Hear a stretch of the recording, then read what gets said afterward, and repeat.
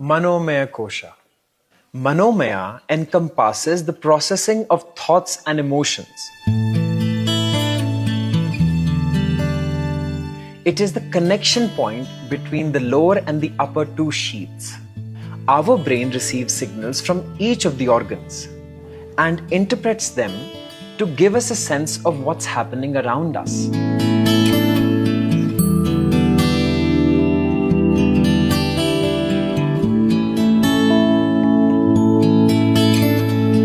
Our minds create constant judgments. Witness your mind's narrative and train it in your favor through meditation and journaling techniques that help you delve deeper into your relationship with yourself, your food, and the people around you.